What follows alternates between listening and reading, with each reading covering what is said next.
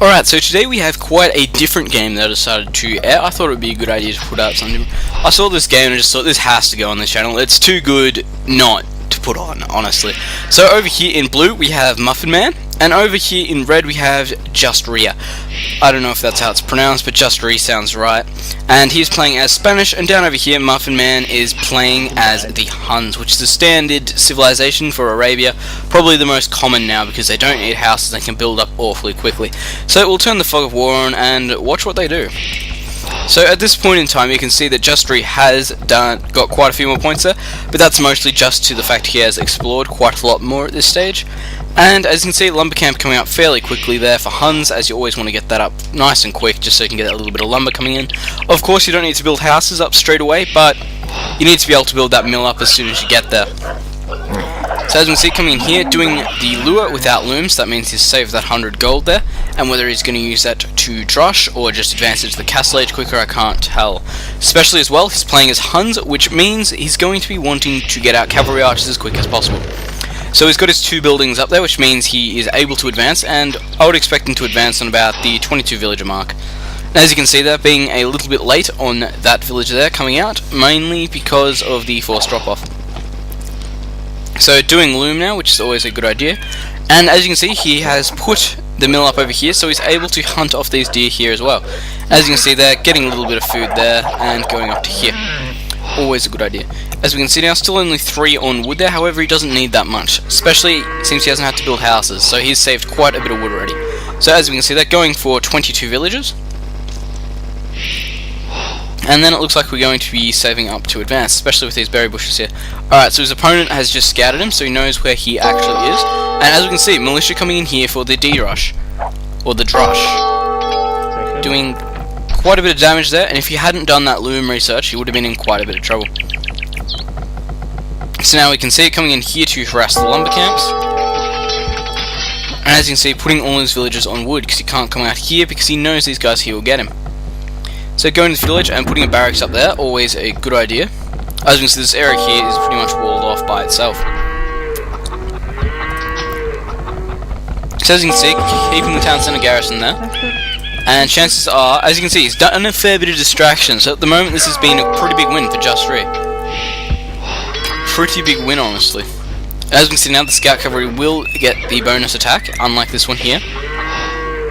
So now we can see that he has safely fought back up to here. As we can see over here was just killing something over there. Couldn't exactly hear what it was. Still can't. So left in peace now, as we can tell, and killing that scout off though, which is always a good idea.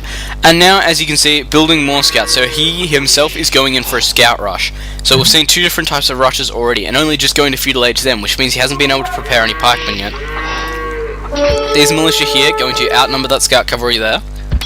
But as we can see, and spears coming out as well, as you can see. So he's prepared now, he's getting spears out, and spears of course do a lot of damage to scout cavalry. A lot of damage. And as you can see, they're killing that one off quite easily, with just 1 spear. So as you can see, outrunning them there, outflanking, and just running straight around here, and going to be able to take out these villagers. So losing 1 there, nearly losing a second. And as you can see, just distracting all the villagers over here. Finding some there, going for the kill, and again, just harassing. Trying to stay away from these spearmen. So as you can see, just being annoying there and attacking the house. It can always pay to be annoying. But as we can see, it does not have that much map coverage right now. JustRi, however, does have a fair bit more. So as we can see, it explains the difference in score there. It's not much, and as we can see here, being chased away by these spears. And looking for an alternative route into his base at this point. As you can see, just running in there. So we might switch players again, just so you can see where it comes in from. So it comes in from here, as you can see, put this tower up here, putting another mining camp up here, which is a good idea. It'll block off this entryway here. And having this tower here as well means it'll be good defense against all the scout cavalry which just got massacred. So right now, going into Castle Age for JustRi. Again, I don't know if I'm pronouncing it right, but feel free to really tell me that I'm not. Always feel free to back me up or pretty much absolutely slam me. So as we can see, sending these spearmen in here, and idle villagers out. Idle villagers are not good. Not good to have. But as you can see, not attacking anything, just scouting out the base at this point. So as you can see, taking quite a bit of damage there. And as you can see, just trying to get in through this piece of wall over here. However, spear versus scout, we know how that's going to end. So as we can see, he has quite a good view of the space now. And as you can see, 2 monasteries coming up. And what have we got? Monks coming out. Monks being produced there. And market rates haven't really changed from my eye. So as we can see, attempting a wall off on this side here now. Just between this area here, no doubt. So as you can see, trying to kill off these villagers, however they will die.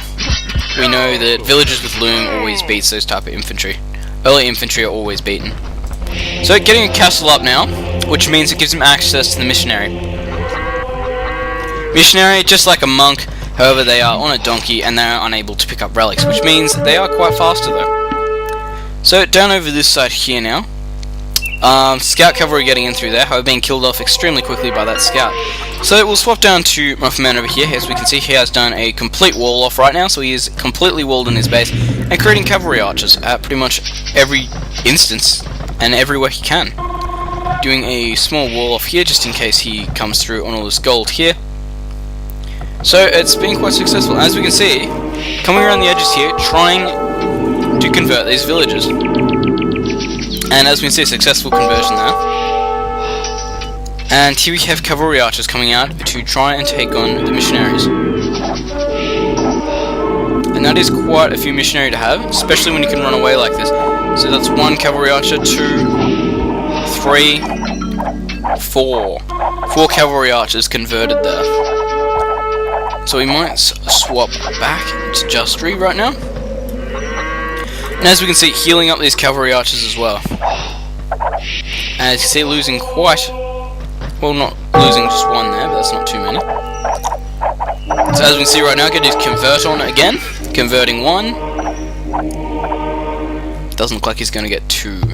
But as you can see, coming through here and getting converted again, losing 2 cavalry archers there. So over this side here now, these missionaries getting chased out by these scouts. Getting their convert on again, converting 1, 2, 3, 4, 5. Converting pretty much all the army there that came out, and conquistadors coming out as well. So as we can see, he has a completely high-end game running right now. Siege workshops coming up, so he is looking to get into his opponent's base, converting most of these cavalry archers that he's been putting out so far. And of course, these missionaries being able to mass heal themselves. And when these cavalry archers come back from an attack, they'll be damaged. When these ones don't, they'll be completely healed. Always a good idea. Plus, JustRi hasn't had to pay for these upgrades that they've got. They will get the upgrades automatically, because they'll be converted units. As we can see as well, being the castle age, he'll only have the +1 range bonus, which means that the missionary will be able to outrange the cavalry archers. So right now we can see that his opponent is coming in here, converting these buildings here and deleting them off. Always a good easy goal. As we can see, converting these units here, 1, 2, 3, 4, 5. That's a lot of cavalry archers there being taken over. Mangonels coming out as well and moving straight on these town centres. So as you can see, these missionaries being used as a very offensive unit right now. Turn the fog of war off, and Muffin Man does not have much left. Not much at all. All these villagers being forced to run away, and nothing being able to use against those missionaries. So as you can see, I thought it was an extremely well played game, something out of the usual, which we always like to see. Alright, so thanks for watching. Remember to comment, rate, and subscribe. Alright, thank you.